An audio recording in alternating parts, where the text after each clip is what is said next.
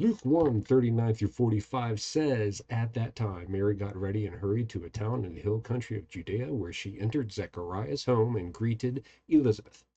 When Elizabeth heard Mary's greeting, the baby leaped in her womb, and Elizabeth was filled with the Holy Spirit. In a loud voice, she exclaimed, "Blessed are you among women, and blessed is the child you will bear. But why am I so favored that the mother of my Lord should come to me? As soon as the sound of your greeting reached my ears, the baby in my womb leaped for joy.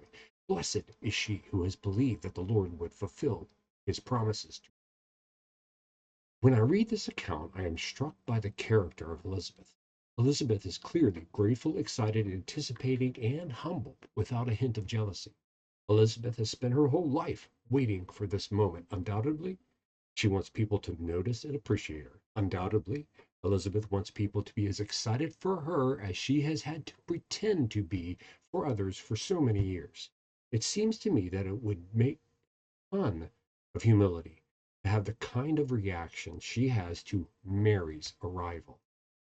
It is no easy thing being pregnant. I can't imagine how hard it must be to be older and pregnant. But as this is all happening to Elizabeth, her young whippersnapper of a cousin shows up to soak up all the attention, and instead of being jealous, Elizabeth is just drenching Mary in honor and a kind of glory, with a subtle distinction. Elizabeth ultimately is pointing to the greatness of Mary's child.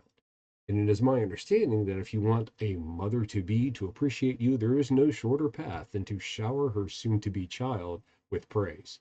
Pro tip: mothers love their kids. It makes me wonder what Elizabeth's life was like to this point. I've heard of the pain that young women suffer when they want a child but struggle to conceive.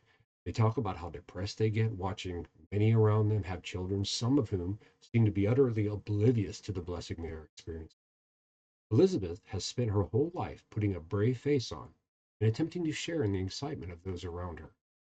Blessed in a way she felt deserving of but never experienced. And suddenly it was her turn. And rather than feel like Mary is stealing her thunder, Elizabeth claims that Mary and her child are compounding her joy. To a soul like Elizabeth, there simply is no downside.